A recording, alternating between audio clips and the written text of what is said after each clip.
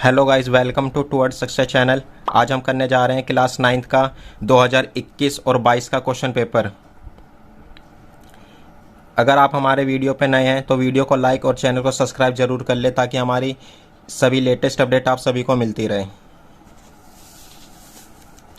इस question paper में सबसे पहला क्वेश्चन है, a boy is suffer from common cold. एक लड़का है जिसको साधारण जुकाम हो रखा है। इसमें क्वेश्चन पूछा है which type of disease in this aquatic और कोरोनिक। तो कह रहा है कि उसको कॉमन कोल्ड हो रखा है, तो वो एक्वेटिक टाइप की डिजीज है, कोरोनिक टाइप की डिजीज है। तो एक्वेटिक डिजीज वो डिजीज होती है जो शॉर्ट टर्म के लिए होती है, और कोरोनिक डिजीज वो डिजीज होती है जो लॉन्ग टर्म के लिए होती है। तो ये जो हमारी है, ये हमारी एक्वेटिक डिजीज है। और इसमें क्वेश्चन नंबर बी में बोला है नेम टू कोरोनिक डिसीज। हमें यहाँ पर दो कोरोनिक डिसीज यानी कि लॉन्ग टर्म टाइप के डिजीज बताने हैं। तो हमारा एक डायबिटीज हो जाता है और ट्यूबरकुलोसिस हो जाता है। इसका आंसर हम यहाँ पर आपको दिखा रहे हैं। इसमें ए में आ जाएगा एक्वेटिक डिजीज और बी में आ जाएगा हमारा डायबिटीज या ट्यूबरकुलोसिस। ये दोनों डिजीज ऐसी है जो लॉन्ग टर्म टाइम की डिजीज होती है। नेक्स्ट क्वेश्चन है इसमें, how does value of g varies at poles and equator at of the planet earth. ये कह रहा है कि जो हमारी जी की वैल्यू होती है पोल्स पे और इक्वेटर पे डिफरेंट क्यों होती है।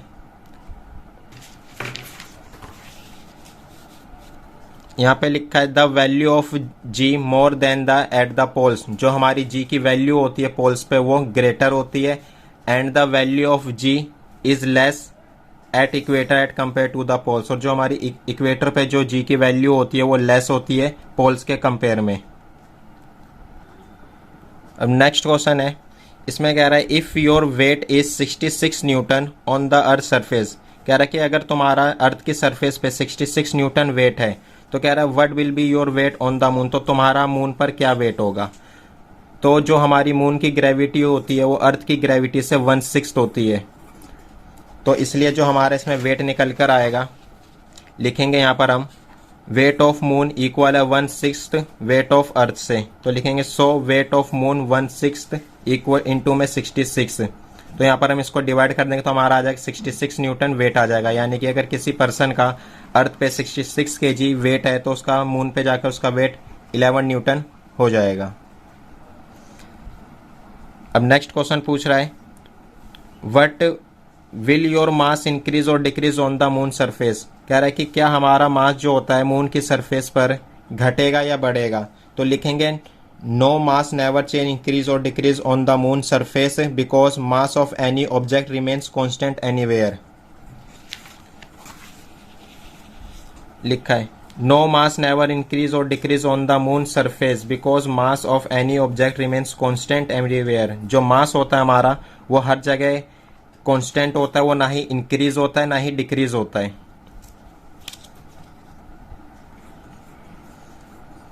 अगला क्वेश्चन है a ball is free falls off from the terrace of a building and drops to the ground in 2 second. What is the speed on striking the ground. कह रहा है कि एक बॉल को एक बिल्डिंग के टेरेस से ड्रॉप किया जाता है, गिराया जाता है, और ग्राउंड तक पहुंचने में 2 सेकेंड का समय लेती है। तो कह रहा है what is it speed on striking the ground. तो इसमें जब वो हमें स्पीड बतानी, जब वो बॉल उस ग्राउंड पे स्ट्राइक करेगी या टकराएगी उस समय की हमें स्पीड बतानी। और यहाँ पर हमें जी की जो वैल्यू लेकर चलनी है 10 मीटर पर सेकेंड स्क्वायर जी की वैल्यू लेकर हमें यहाँ पर चलनी है।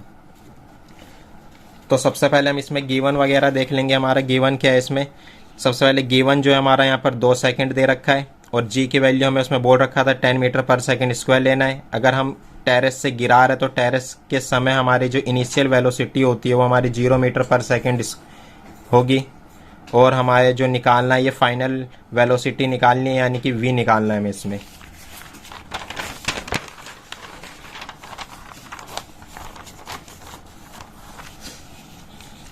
तो हम यहाँ पर यूज करेंगे using first kinematical equation v equal to u plus g t. G होता है हमारा a, यहाँ पर हमारा u हमने 0 लिया था, प्लस में g हमारा 10 हो जाएगा, क्वेश्चन में गिवन था, और टाइम हमारा 2 सेकेंड है। और यहाँ पर हम निकाल देंगे इसको, ये हमारा 0 के 10 2 जा 20 यानी 20 मीटर पर सेकेंड। यानी कि speed of ball striking the ground equal है 20 मीटर पर सेकेंड। यानी कि जिस समय हमारी बॉल टकराएगी स्ट्राइक करेगी ग्राउंड से उस समय उसकी वेलोसिटी होगी 20 मीटर पर सेकेंड।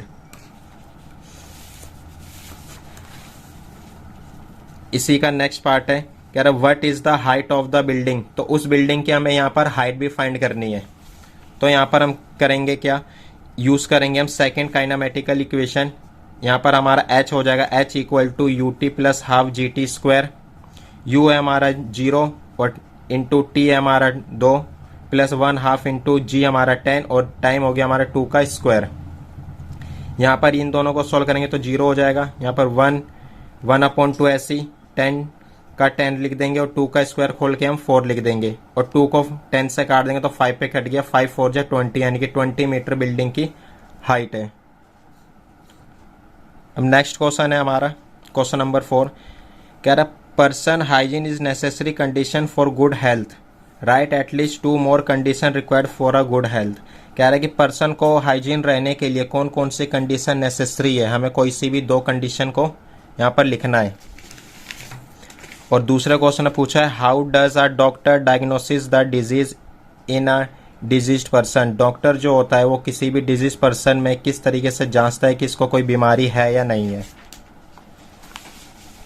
तो सबसे पहले जो हमारा इसका आंसर पर्सन हाइजीन वाला, इसमें फर्स्ट आ जाएगा इकोनॉमिक स्टेबिलिटी और सेकंड कंडीशन हो जाएगी पब्लिक हाइजीन।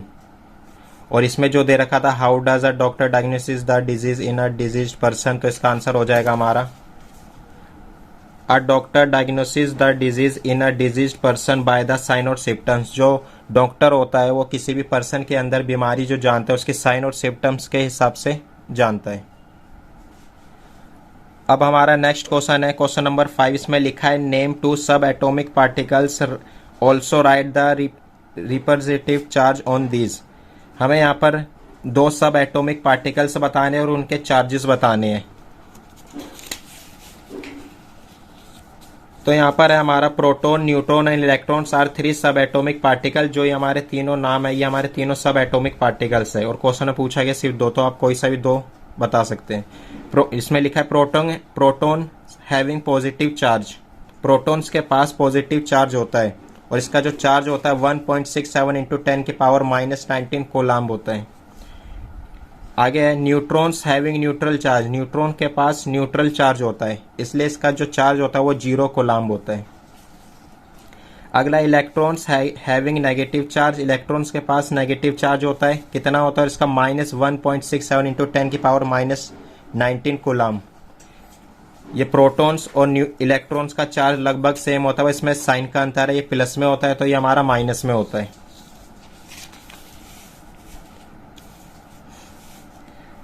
अब हमारा क्वेश्चन नंबर नेक्स्ट है क्वेश्चन नंबर 6, इसमें लिखा है the mass number of fluorine is 19 and atomic number is 9। यहाँ पर फ्लोरीन का मास नंबर 19 बता रखा है हमें और एटॉमिक नंबर 9 बता रखा है। आगे लिखा है right the symbol of this element. तो हमें इस फ्लोरीन एलिमेंट्स का सिंबल बताना है। कह रहा है अगला आगे है how many electrons and neutrons are present in atom. तो हमें इस फ्लोरीन एटम के अंदर कितने इलेक्ट्रॉन्स और कितने न्यूट्रॉन्स प्रेजेंट है हमें ये भी इसमें बताना है। तो सबसे पहले हम इसमें देखें कि जो सिंबल ऑफ फ्लोरीन जो होता है हमारा F होता है और लिखा है एटॉमिक नंबर बराबर होता है प्रोटॉन के और प्रोटॉन बराबर होता है इलेक्ट्रॉन के, यानी कि तीनों बराबर होते हैं। तो लिखेंगे 100 प्रोटॉन्स हमारा इसमें हो जाएगा 9 और इलेक्ट्रॉन्स हो जाएगा 9। अब हमारा जो मास नंबर बनता है किसी भी एटम का वो बनता है प्रोटॉन प्लस में न्यूट्रॉन से। तो मास नंबर हमें इसमें ऑलरेडी गिवन दे रखा था 19 और प्रोटॉन की संख्या हमने यहाँ से निकाल ली है 9 है और प्लस में न्यूट्रॉन की संख्या हमें निकालनी है। तो हम क्या करेंगे इस 9 को उस तरफ ले जाकर माइनस में कर देंगे, 19 माइनस 9 हो जाएगा तो 10 हमारा 10 न्यूट्रॉन इसके अंदर संख्या आ जाएगी। तो हमारे इसके अंदर प्रोटॉन की संख्या 9 है और न्यूट्रॉन की संख्या 10 है और इसका जो सिंबल है हमारा F है। अब नेक्स्ट क्वेश्चन है हमारा इसमें क्वेश्चन नंबर 7, इसमें लिखा है 2 elements having atomic number 6 and 7 are represented by x and y। 2 elements का एटॉमिक नंबर जो है एक का 6 है और एक का 17 है जिसको x और y से रिप्रेजेंट किया गया रिस्पेक्टिवली, यानी कि हमारा x का एटॉमिक नंबर 6 है और y का एटॉमिक नंबर 17 है। आगे क्वेश्चन पूछा है what will be the valency of these 2 elements. तो हमें इन दोनों एलिमेंट्स की हमें वैलेंसी यहाँ पर बतानी है। तो ये रहा हमारा एटॉमिक नंबर ऑफ x जो है 6 है हमारा लिखें 100 इलेक्ट्रॉन्स भी इसमें 6 होंगे। अगर हम इसका स्ट्रक्चर ड्रॉ करेंगे तो पहले वाले के वाले सेल में 2 इलेक्ट्रॉन्स आ जाएंगे और एल वाले सेल में हमारे 4 इलेक्ट्रॉन्स आ जाएंगे। तो हम इसका इलेक्ट्रॉनिक कॉन्फ़िगरेशन करेंगे तो 2 4 आ जाएगा। तो हमारा जो ये एल वाला सेल है इसके ऑक्टेट्स पूरे नहीं है, तो ये अपने ऑक्टेट्स को पूरा करने के लिए क्या करेगा, इलेक्ट्रॉन को शेयर करेगा। तो ये कितने इलेक्ट्रॉन शेयर कर सकता है, तो ये 4 इलेक्ट्रॉन पॉजिटिव में भी शेयर कर सकता है और 4 ये नेगेटिव में भी शेयर कर सकता है। तो इसकी वैलेंसी जो हो जाएगी हमारी 4 हो जाएगी एक्स एलिमेंट्स की। ऐसी हमारा एटॉमिक नंबर एक एलिमेंट का 17 था, तो लिखेंगे 100 इलेक्ट्रॉन 17, तो इसके अंदर 17 इलेक्ट्रॉन्स भी होंगे। तो हमने इसमें इसका स्ट्रक्चर ड्रॉ करेंगे तो पहले वाले में सेल में 2 आ जाएंगे और दूसरे वाले में हमारे 8 आ जाएंगे और नेक्स्ट वाले में 7 आ जाएंगे। तो हम इसका जब इलेक्ट्रॉनिक कॉन्फ़िगरेशन करेंगे तो 2 8 7 आएगा। तो अगर इसको हमें इसे अपना ऑक्टेट पूरा करना है इलेक्ट्रॉन शेयर करके, तो ये क्या करेगा, एक इलेक्ट्रॉन को अपने पास गेन करेगा। तो इसलिए इसकी वैलेंसी जो हो जाएगी ये हमारी -1 यानी कि 1 वैलेंसी हो जाएगी। अब हमारा क्वेश्चन नंबर 8 है नेक्स्ट। ये भी हमारा 2 पार्ट में डिवाइड है, फिर इसका एक और पार्ट भी है। तो इसका 8 का फर्स्ट पार्ट है, लिखा है an arrow moves forward when release the stretch बो। अगर हम किसी भी धनुष को पीछे स्ट्रेच करते हैं तो लिखा है explain the transformation of energy in this process. तो इस प्रोसेस में एनर्जी जो हो रही है वो किस तरीके से ट्रांसफॉर्मेशन हो रही है। तो हमने पढ़ रखा है जो एनर्जी जो होती है हमारी वो ना ही क्रिएट की जाती है ना ही डिस्ट्रॉय की जाती है, कि जो बस एनर्जी जो होती है उसको सिर्फ ट्रांसफॉर्म कर सकते हैं। तो इस प्रोसेस में जो हो रहा है वो एक धनुष को खींच रहा है। तो सबसे पहले हमारी उसमें मस्कुलर एनर्जी लग रही है, उसके बाद हमने पीछे खींच दिया, उसके बाद पोटेंशियल एनर्जी है। जब उसको हम छोड़ देंगे तो उसके अंदर आ जाएगी काइनेटिक एनर्जी। काइनेटिक एनर्जी वो एनर्जी होती है जो भी चीज़ मोशन में आ जाती है तो उसके अंदर हमेशा काइनेटिक एनर्जी मौजूद रहती है। अब इसका हमारा बी पार्ट है, लिखा है a girl of 40 kg climbs up on her house terrace which is 15 meter feet above the ground. एक गर्ल है जिसका मास 40 kg दे रखा है, वो चढ़ रही है अपने हाउस के टेरेस पे जो कि 15 फीट अबव है, यानी कि 15 फीट ऊंचा है ग्राउंड से। आगे कह रहा है calculate the potential energy she gains in 1 foot. Your से क्या बताना है हमें, यहाँ पर पोटेंशियल एनर्जी बताने की, उसके अंदर कितनी पोटेंशियल एनर्जी है। और यहाँ पर हमें 1 फुट की वैल्यू दे रखी है 0.3 मीटर। तो यहाँ पर हमारा गिवन है हाइट 15 मीटर है और मास ऑफ गर्ल कितना हमारा 40 kg है। हम हाइट निकाल रहे हैं, अब ऊपर चढ़ रहे हैं तो हमारा वहाँ पे पोटेंशियल एनर्जी मौजूद होगी। तो पोटेंशियल एनर्जी बराबर होता है हमारा कितने के, mgh के। तो मगर हम इसमें पहले हाइट हम इसमें फिट में दे रखे तो फिट को हम पहले मीटर में चेंज कर लेंगे। तो हाइट बराबर 15 इंटू 0.3 मीटर, तो हमारा ये टोटल हाइट आ गई 4.5 मीटर, यानी कि 15 फीट बराबर है हमारे 4.5 मीटर के। अब इसमें हम यूज करेंगे पोटेंशियल एनर्जी का फॉर्मूला, तो इसमें हो जाएगा हमारा mgh। तो मास हमारा था 40 और g की वैल्यू हम 10 लेकर करेंगे और इंटू में 4.5 हाइट लेकर करेंगे। जब हम इन सबको मल्टीप्लाई कर देंगे तो हमारा आ जाएगा 1800, यानी कि 1800 जूल हमारा यहाँ पर पोटेंशियल एनर्जी आ गई। अब इसी का हमारा और पार्ट है, और पार्ट में बोल रहा है what is the work to be done to increase the velocity of bus from 36 kilometre per hour to 72 kilometre per hour if the mass of the bus 1000 kg। कह रहा है कि हमें यहाँ पर बस द्वारा वर्क निकालना कि बस ने कितना वर्क करा है। अगर उसकी स्पीड 36 किलोमीटर प्रति घंटे से 72 किलोमीटर प्रति घंटे हो जाती है और बस का जो मास है हमारा 1000 kg है, तो हम यहाँ पर ये निकालेंगे कि बस ने कितना वर्क टोटल किया है। तो सबसे पहले हम वही करेंगे, इसमें हम अपना गिवन लिखेंगे। तो गिवन आ जाएगा हमारा मास बराबर है 1000 kg के और इनिशियल वेलोसिटी जो बस चल रही तो 36 किलोमीटर पर आवर से चल रही थी, और यहाँ पर हमारी जो फाइनल वेलोसिटी जो उसकी हो गई थी 72 किलोमीटर पर आवर हो गई थी। हमें निकालना कि यहाँ पर फाइंड द वर्क फाइंड करना है यहाँ पर। तो हम यहाँ पर क्या करेंगे, सबसे पहले इनिशियल और फाइनल वेलोसिटी को हम मीटर पर सेकंड में चेंज कर लेंगे। तो मीटर पर सेकंड में चेंज करने के लिए क्या करते हैं हम, किलोमीटर पर आवर को मीटर पर सेकंड में चेंज करना है तो 5/18 से मल्टीप्लाई करवा देते तो हमारा मीटर पर सेकंड में चेंज हो जाएगा। तो हम 36 को 5/18 से मल्टीप्लाई करवाया तो हमारा आ गया 10 मीटर पर सेकंड। और ऐसे हम v को भी चेंज करेंगे तो 72 इंटू 5/18 तो हमारा आ जाएगा 20 मीटर पर सेकंड। और अब हम यहाँ पर ये पता है कि वर्क जो बराबर होता है एनर्जी के होता है, क्योंकि किसी भी पर्सन के अंदर या किसी भी ऑब्जेक्ट के अंदर जितनी एनर्जी होगी वो उतना ही वर्क कर सकता है, इसलिए वर्क और एनर्जी बराबर होती है। तो हमारे यहाँ पे जो वर्क निकालेंगे हम ये निकालेंगे कैसे, 1/2 mv² माइनस 1/2 mu²। तो इसमें से हमने क्या करा, अब इसमें से हमने क्या करा कि 1/2 m को कॉमन निकाल लिया और v² माइनस u² रहने दिया। अब 1/2 मास हमारा 1000 kg था और v हमारा आ गया था 20, तो हमारा स्क्वायर है तो 20 का स्क्वायर माइनस u हमारा 10 है तो 10 का स्क्वायर, तो 20 का स्क्वायर हमारा 400 माइनस की जगह माइनस और 10 का स्क्वायर होता है 100, तो 400 में से 100 गया तो 300 और इसको सोल्व करा तो डिवाइड करके तो 500 आया। 300 और 500 को जब हमने मल्टीप्लाई कराया तो हमारा आया इसमें 1,50,000 जूल। तो हमारा जो बस ने जो वर्क करा 1,50,000 जूल वर्क किया है। अब हमारा यहाँ पर नेक्स्ट क्वेश्चन है क्वेश्चन नंबर 9। इसमें बोला है state universal law of gravitation along with the equation, also write the of its importance. हमें ये बताना है कि यूनिवर्सल लॉ ऑफ ग्रेविटेशन है क्या और इसके दो इंपॉर्टेंट्स यहाँ पर हमें बताने हैं।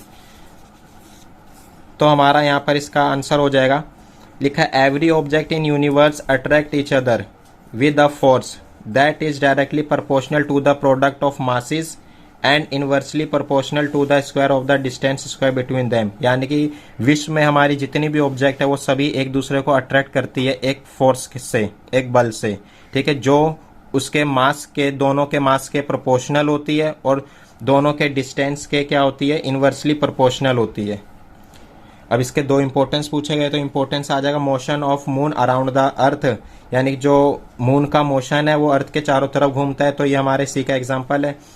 अगला motion of earth around the sun, जो अर्थ होती है ये अर्थ के अराउंड में घूमती है।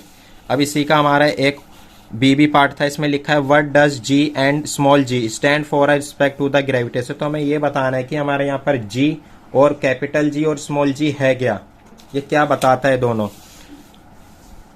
तो यहाँ पर है हमारा लिखा है G stand for universal law of gravitation. जो हमारा कैपिटल जी होता है ये हमारे यूनिवर्सल लॉ ऑफ ग्रेविटेशन होता है, यानी कि इस जी की वैल्यू पूरे यूनिवर्स में कांस्टेंट होती है।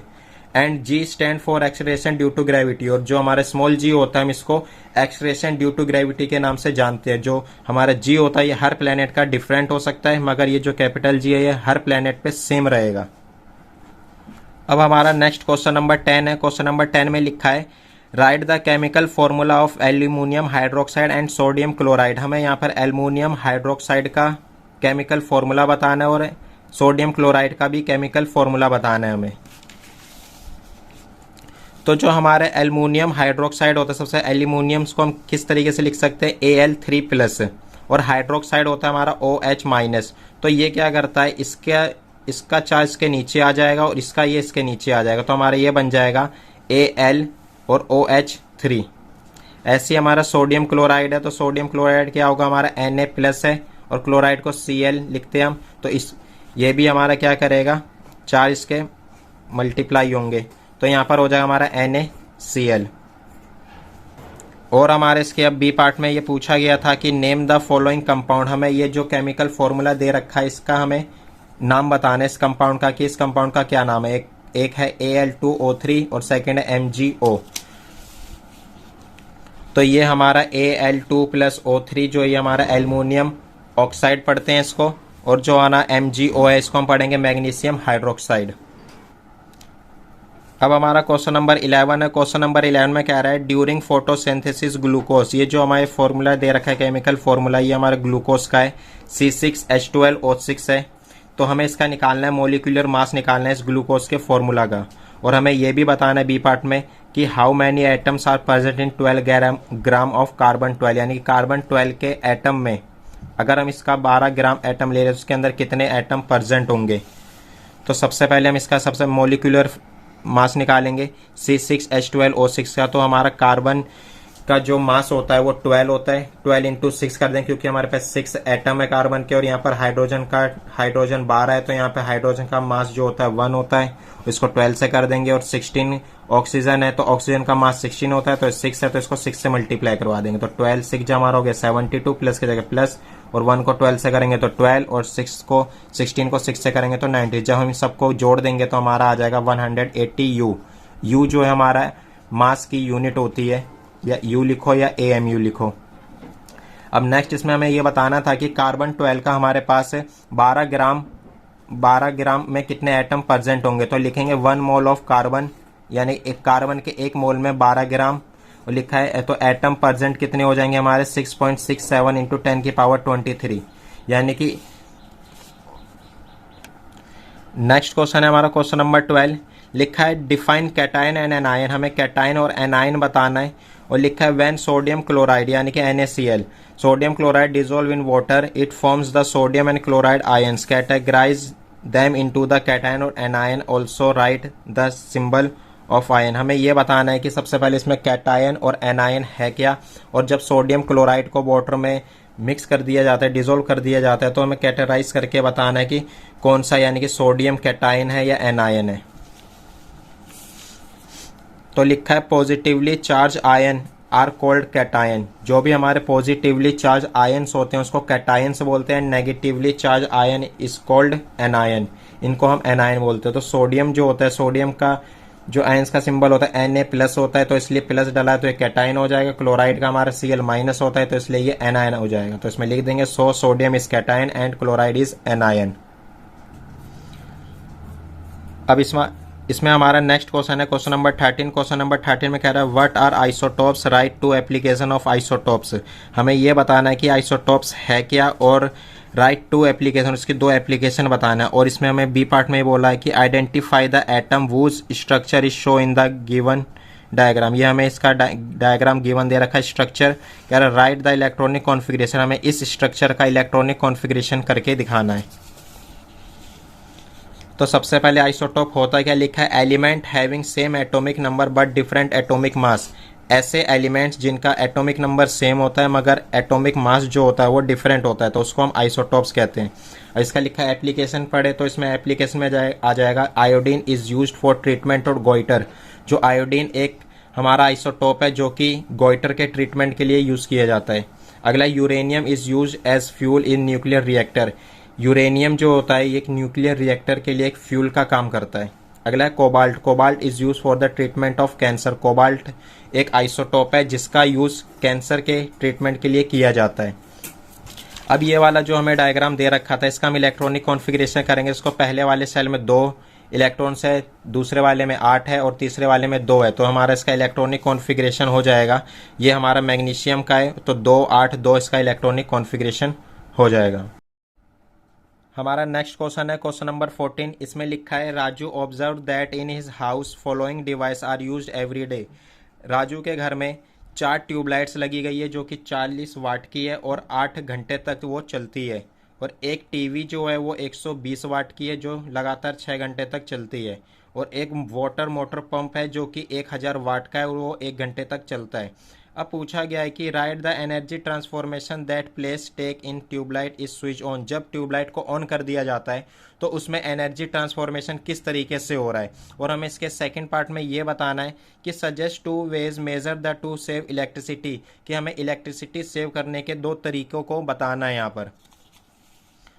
तो सबसे पहले हम इसमें गिवन लिख देंगे। गिवन हमारा 4 ट्यूबलाइट है 40 वाट की है और 8 घंटे तक चलाई जाती है, और एक टीवी है 120 वाट की है 6 घंटे तक चलाई जाती है, और एक वाटर मोटर पंप है जो कि 1000 वाट का है जो 1 घंटे तक चलाई जाती है। अब यहाँ पर ए पार्ट में पूछा गया था कि हमारा एनर्जी ट्रांसफॉर्मेशन कैसे हो रहा है ट्यूबलाइट को ऑन करने से, तो हमारा इलेक्ट्रिकल एनर्जी उसमें चेंज हो रहा है लाइट एनर्जी में। उसके बी पार्ट में पूछा गया था कि हमें इलेक्ट्रिसिटी सेव करने के कोई भी 2 तरीके बताने, तो हमें यहाँ पे लिखा है use the bulb low power, हमें बल्ब को लो पावर पे यूज़ करना चाहिए। और लिखा है सेकंड यूज़ एलईडी बल्ब इन होम, हमें होम के अंदर हमें हमेशा एलईडी बल्ब का यूज़ करना चाहिए।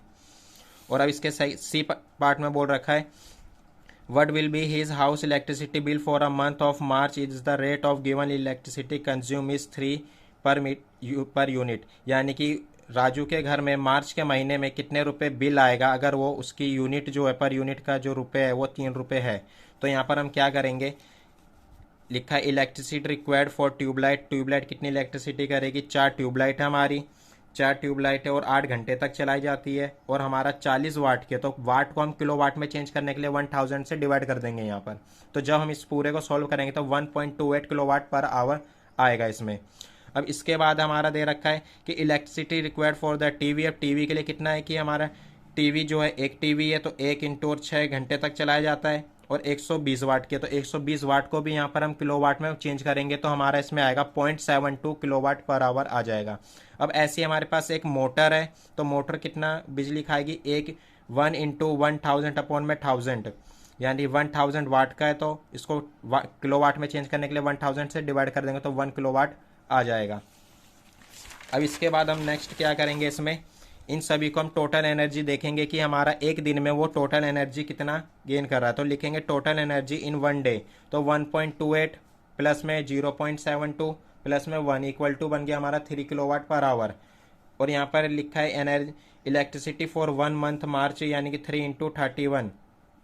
जब एक दिन में 3 किलोवाट पर आवर यूज हो रहा है तो मार्च के महीने, मार्च में दिन कितने होते हैं, 31 होते हैं, तो इसको क्या करते हैं 3 इंटू 31 कर देंगे तो 93 किलोवाट पर आवर आ जाएगा। यानी कि मार्च के महीने में उसने total 93 kilowatt per hour energy consume करी है।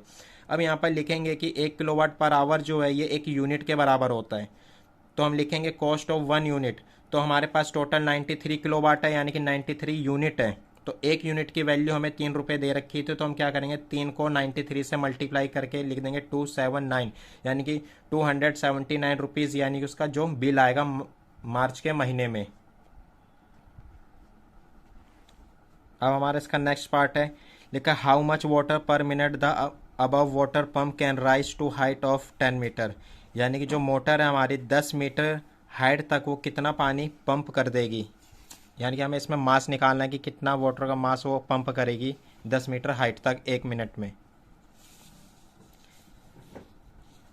यहाँ पर लिखा पावर जो है हमारा मोटर की पावर 1 किलोवाट की थी, यानी कि 1000 वाट होता है किलोवाट में, और हाइट हमारी 10 मीटर है जी, हम यहाँ पर 10 मीटर पर सेकंड स्क्वायर लेंगे। टाइम जो हमारा 1 मिनट दे रखा है, 1 मिनट बराबर हमारा 60 सेकंड।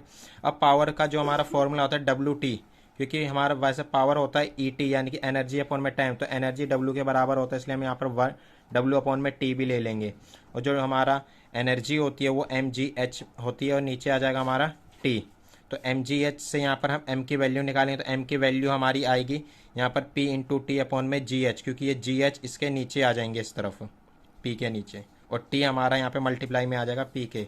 जब हम इसकी वैल्यू पुट करके इसको सोल्व करेंगे तो हमारा मास आ जाएगा 600 kg। तो यानी कि जो हमारा मोटर है वो 10 मीटर हाइट तक यानी 600 kg का मास का पानी पंप कर देगा। अब हमारा क्वेश्चन नंबर नेक्स्ट है, क्वेश्चन नंबर 15। इसमें लिखा है a dog bytes a boy when he was distributing him in a street. एक कुत्ते ने एक लड़के को काट लिया क्योंकि वो उसे गली में डिस्टर्ब कर रहा था।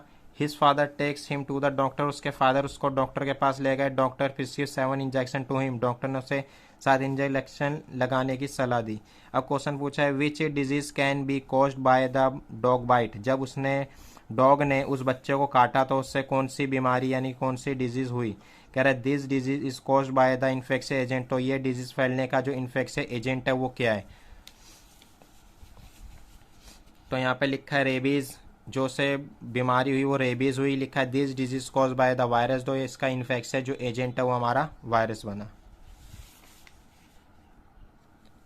अब इसमें हमें नेक्स्ट बी पार्ट बोला what are vectors name two vector borne disease. हमें ये बताना है कि वेक्टर्स क्या होते हैं, वेक्टर बोर्न डिजीज क्या होते हैं। तो यहाँ पे लिखा हुआ है इसमें कि vector are living organism that can transmit from animal to the human. जो वेक्टर होते हैं वो एक लिविंग ऑर्गेनिज्म होते हैं जो कि ट्रांसमिट होते हैं एनिमल से ह्यूमन पर। और इसमें जो वेक्टर बोर्न डिजीज पूछी हुई है कि हमें वेक्टर बोर्न डिजीज बतानी, तो हमें इसमें मलेरिया आ जाएगा और रेबीज आ जाएगा। अब नेक्स्ट हमारा इसमें क्वेश्चन है the injection prescribed by the doctor was the vaccine, how does vaccine will save the life of the boy. तो कह रहा है कि जो डॉक्टर उसने उसे लगाने की सलाह दी इंजेक्शन, तो उससे क्या होता है, उससे क्या इफेक्ट पड़ेगा उसकी लाइफ पर। तो लिखा है vaccine increase the immunity of the humans. जो वैक्सीन होती है जो वो क्या कर देते हैं ह्यूमंस की इम्यूनिटी को इंक्रीज कर देती है, यानी कि उससे वायरस वगैरह से लड़ने की शक्ति दे देती है। लिखा है दीज वैक्सीन प्रोड्यूस एंटीबॉडीज, और जो वैक्सीन लगाई जाती है वो एंटीबॉडीज को प्रोड्यूस करती है विच फाइट अगेंस्ट द डिजीज, जो कि डिजीज के अगेंस्ट में फाइट करती है। अब इसमें हमारा और पार्ट दे रखा है, लिखा है prevention of disease is better then the cure, justify this statement. हमें इसमें यह बताना है कि जो बीमारी की रोकथाम है वो इलाज से बेहतर है, यानी कि इलाज ना करके हम उसकी रोकथाम कर दें यानी कि उसको रोक दे तो वो इलाज से बेहतर है। तो इसका क्या कारण है। लिखा as the disease affects the body, जो हमारी डिजीज होती है, जो बीमारी होती है, पूरी बॉडी पे इफेक्ट करती है। The functioning of body organs can be meditation needs which can cause the side effects including allergies. जो हम दवाइयाँ वगैरह खाते हैं तो वो क्या करती है, हमारे वो साइड इफेक्ट करती है, जैसे कि उसमें एलर्जी वगैरह किसी को हो जाती है। तो लिखा है there are certain disease that can be treated so prevention is better than cure. तो इसलिए जो जो बीमारी की जो रोकथाम है वो इलाज से बेहतर है।